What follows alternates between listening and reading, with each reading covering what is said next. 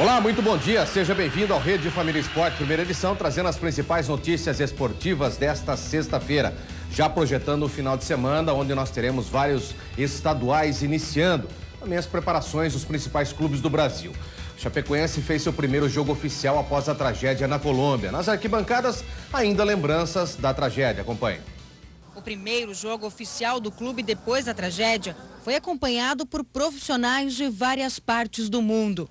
E olha que o jogo era válido pela Primeira Liga, competição que reúne 15 clubes dos 3 estados do Sul, Minas e Rio de Janeiro. A Chape entrou em campo para encarar outro catarinense, o Joinville, mas por alguns minutos o jogo ficou em segundo plano, porque os torcedores queriam mesmo abraçar Alan Ruschel, atleta que fez questão de estar presente para apoiar o time.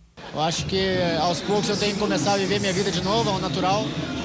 É claro que vai ter um pouco do assédio por tudo que aconteceu, mas isso é normal. Com a bola rolando, forte marcação dos dois lados e poucas chances de gol. O segundo tempo começou com Alex Juan dando trabalho para o goleiro Elias. A Chape voltou com mais posse de bola, mas criou poucas chances. Aos 26 minutos, uma homenagem às vítimas do acidente aéreo. Fim de jogo, sem gols na Arena Condá. O empate deu início oficialmente a uma verdadeira maratona de jogos para a Chapecoense, que volta ao gramado da Arena Condá no domingo, quando estreia pelo Campeonato Catarinense, uma das 8 competições que o time vai disputar nesse ano. É normal que nesse começo de temporada os empates aconteçam, né? As pernas ainda estão travadas, a parte muscular ainda não estão todas soltas ainda. É normal, é normal. Então, esse empate da Chapecoense não foi de todo mal, não. Jogando em casa, mas pelo menos acabou conquistando um ponto. E é normal também que essas lembranças do ocorrido, né? Até porque fazem apenas 2 meses daquilo que ocorreu, daquela tragédia mundial. Então, é normal que as pessoas ainda se ressintam dessa situação. Lembrem, quando estão aí no estádio passa um filme na cabeça dos jogadores e quando eles jogavam, tudo isso. É normal, isso vai acontecer por um bom tempo ainda, né? Mas que bom que os torcedores apoiaram a equipe, que a equipe está respondendo bem dentro de campo também. E sucesso Chapecoense, a vida passa realmente e nós temos a única possibilidade de agradecer a Deus por estarmos vivos e agradecer sempre pela cada dia que passa em nossas vidas. Isso é o mais importante de tudo. Após um tempo parado para a reforma, o estádio de São Januário foi liberado e os atletas fizeram seu primeiro treino lá. Acompanhe.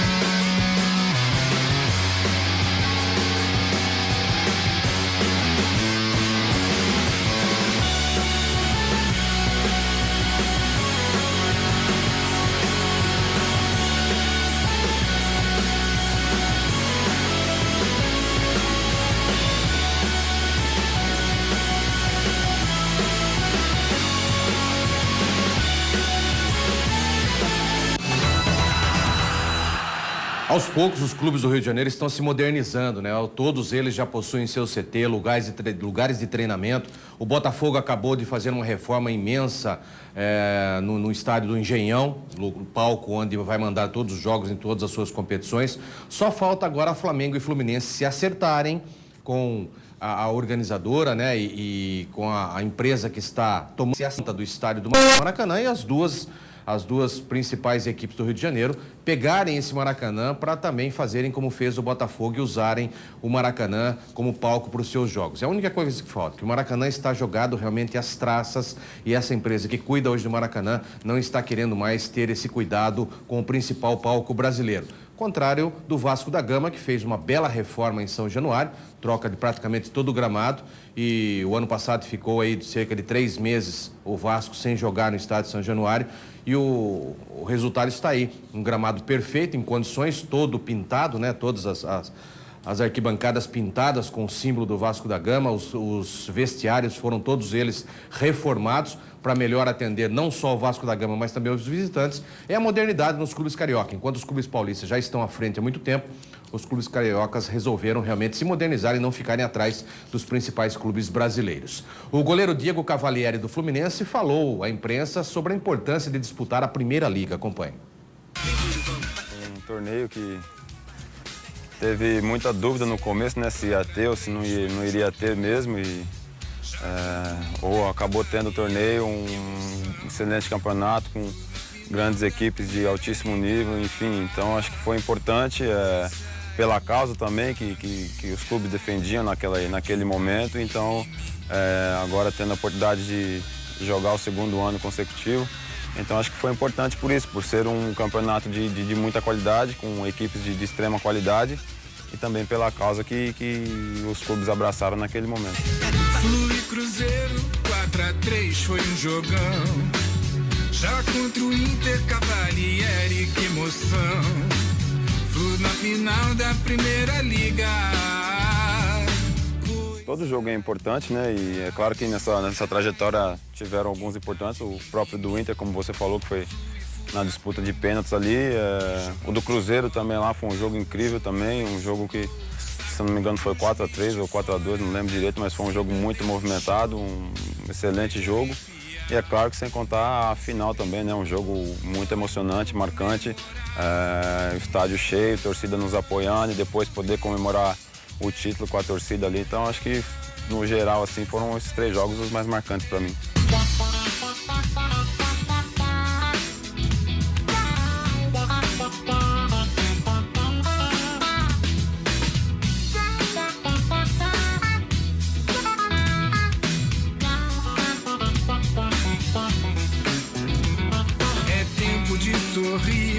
Sorria pra chuchu, estava escrito há 10 mil anos, o campeão é o Flu, a Primeira Liga, pra sempre do Flusão, tricolor em toda a terra, a bula vibra, sai do chão.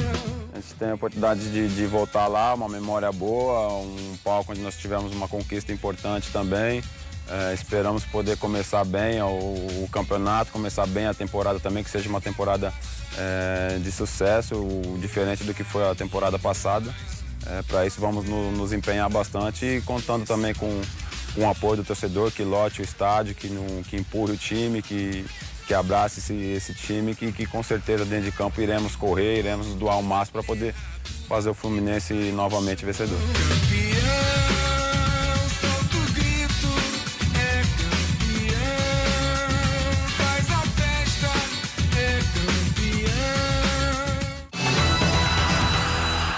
Aí, né, o Fluminense como o primeiro campeão dessa Primeira Liga, né, a liga formada pelos clubes de Santa Catarina, Rio de Janeiro. Então, o São Paulo não quis entrar porque não achou interessante essa Primeira Liga e também acho que não é nesse momento. Os clubes do Rio terão que disputar não só a Primeira Liga, mas também o Campeonato Carioca nesse primeiro semestre. Acho muito para um primeiro semestre onde você tem uma pré-temporada com possíveis lesões. Acho muito um princípio, um campeonato só, já estaria de bom tamanho para que você prepare o elenco para as disputas principais, que são a Libertadores da América, a Copa do Brasil, o Campeonato Brasileiro e também a Sul-Americana. Um campeonato só nesse primeiro semestre está ótimo para que isso ocorra. O Timão realizou na tarde de ontem treinamentos em 2 campos. Vamos ver. Nesta quinta-feira, o técnico Fábio Carille dividiu o seu plantel em 4 times para a realização de 2 trabalhos em campo reduzido. Pablo compôs dupla de zaga com o paraguaio Balbuena em um deles. Com Léo Príncipe na lateral direita, Fagner ainda não se recuperou após defender a seleção brasileira no amistoso contra a Colômbia, assim como o meia Rodriguinho.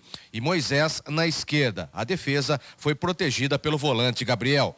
Essa formação, com a entrada de Fagner, é a base do sistema defensivo que Carille projeta para o princípio do Campeonato Paulista.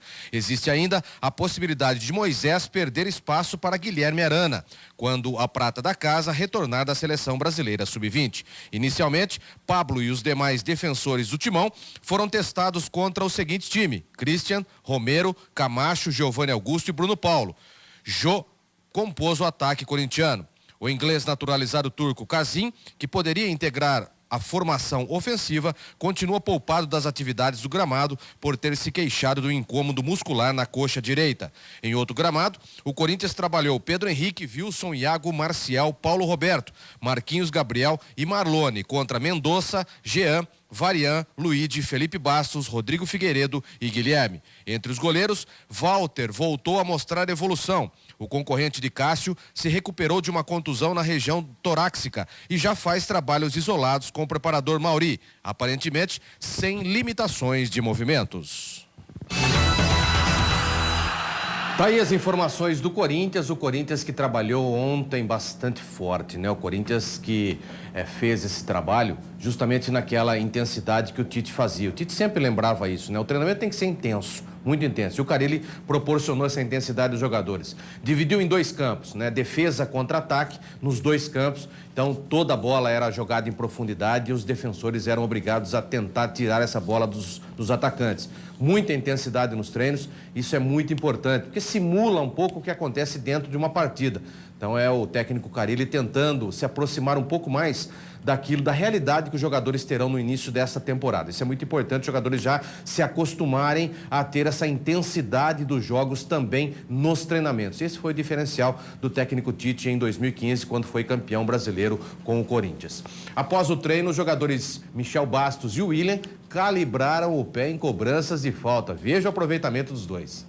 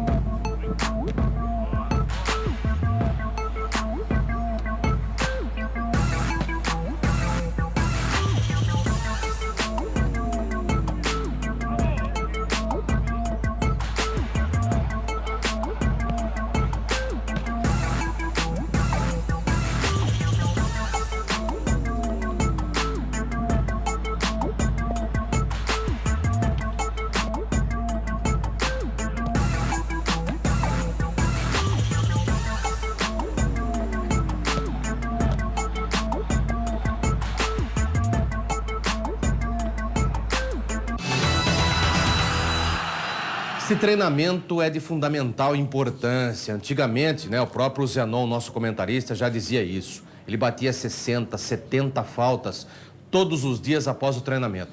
Isso dava a ele uma condição de jogo, uma condição de chegar no jogo e saber a velocidade da bola, saber o peso da bola, saber aonde ele queria colocar essa bola. Isso dá perfeição. Todo treinamento te dá, não, lógico, a perfeição, que a perfeição ela é quase que impossível, mas se deixa muito próximo a isso. Então o Zenon já dizia isso e os jogadores, principalmente Michel Bastos e o William, que são os responsáveis pela cobrança de falta do Palmeiras, vão fazer isso, né? O Michel Bastos pela esquerda, né? Batendo com o pé esquerdo, e o William batendo com o pé direito. Então são os dois aí treinando bastante isso para chegar à simulação aí, chegar no dia do jogo, ter as condições ideais para que possa fazer os gols que o time necessita. O Santos fez um coletivo no CT Rei Pelé contra o Nacional da capital. Após o treino, o técnico Dorival Júnior falou sobre a movimentação dos atletas. O técnico do Flamengo, Zé Ricardo, falou em coletiva sobre a pré-temporada do elenco e também na estreia do estadual. Acompanhe. Zé, bom dia. Queria que você falasse um pouco do Boa Vista. projetasse essa estreia, que vai ser um adversário difícil, com o João Santana, muitos jogadores experientes. E o que foi bom na pré-temporada, que deu para aproveitar nesses 2 testes que vocês fizeram? Bem, na verdade, o Boa Vista considero das equipes, tirando as 4 grandes, né? As 4 equipes da capitais grandes, talvez a equipe com maior peso hoje pelos nomes que lá estão, né? Além do professor João Santana, que é um super vencedor na função de treinador, tem uma comissão técnica extremamente experiente, com o Melo como preparador físico e atletas que passaram em grandes clubes, né? Inúmeros atletas, né? Felipe, Rafael Goleiro, Maicon, Tiaguinho, Pedro Botelho, Antônio Carlos, Renato Silva, Eric Flores, Thiago Amaral, Leandrão, e entre outros. São jogadores que a gente sabe que colocarão o Flamengo também em situação de difícil, né? Por estarem também há bastante tempo trabalhando já. A gente colheu informações de 2 amistosos que eles fizeram na semana passada, venceram o Friburguense 2-0 e também a equipe da Juventus, daqui da Série C do Rio, se eu não me engano por 6 ou 5-0. Então, assim, uma equipe que a gente sabe que vai ter que jogar muita bola para derrotá-lo. Se eu não me engano, são 2 anos que o Flamengo joga com Boa Vista e tem dificuldade, se eu não me engano, 2 empates. E como se trata de um início de temporada, fora as condições desse início, que a gente sabe que é sempre um pouquinho mais travado, essa boa equipe que eles têm. Acredito que vai ser um bom jogo, mas o Flamengo está preparado. As duas partidas que nós fizemos na pré-temporada serviram e muito para a gente, porque são partidas que a gente começa a dar um pouquinho mais de campo aberto para eles e pegando o ritmo de jogo. Nós oficialmente, essa primeira etapa da pré-temporada terminamos ontem, né? A menor preocupação que nós tínhamos era com o resultado prático de jogos treinos e amistosos. Tenho certeza que a partir de agora a gente vai voltar ao ritmo que tínhamos no ano passado e vamos fazer uma grande temporada. O pensamento do Zé Ricardo é o mesmo pensamento que eu tenho, na mesma direção, na mesma linha. Não importa resultados agora, o importante é você colocar os jogadores em condições de trabalho a nível prático. O Flamengo estreia esse final de semana já numa competição importante que é o estadual. É a primeira competição que o Flamengo terá para tentar alavancar um tão sonhado título, né? Já que montou um excelente time, fez recomposições interessantes no seu elenco e quer mais do que nunca esse primeiro título para depois pensar aí mais para frente num título estadual e quem sabe Libertadores de América e também no Campeonato Mundial. É importante que o Flamengo comece bem e comece vencendo. O Atlético Mineiro voltou aos treinos na tarde desta quinta-feira. A baixa para a estreia no estadual será Robinho, que se contundiu com a seleção e ficará fora dos 2 primeiros jogos. Acompanhe. O Atlético voltou a treinar nesta quinta tarde na cidade do Galo. Fábio Santos e Marcos Rocha, que estavam com a seleção brasileira, treinaram normalmente.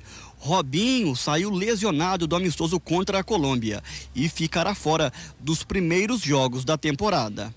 O Robinho, no jogo de ontem, no amistoso contra a Colômbia, ele sofreu um trauma na região posterior do corpo, na próxima região lombar, e ele acabou sofrendo uma pequena fratura no processo transverso da terceira vértebra lombar. Traduzindo, o que é isso?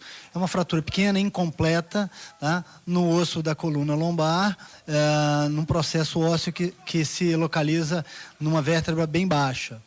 É um processo de recuperação que não vai demorar poucos dias, mas também não será um processo tão longo, uma vez que essa fratura foi uma fratura incompleta e sem desvio. O venezuelano Rômulo Otero chegou no meio do ano passado e se adaptou rapidamente ao Atlético. Em 18 partidas, marcou 3 gols. Ele espera um 2017 ainda melhor. Sim, cheguei, adaptei muito rápido também no time, graças a meus companheiros.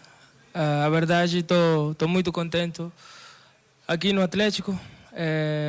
Acho que desde que cheguei, tive bons jogos, fiz gol, agora estou tranquilo.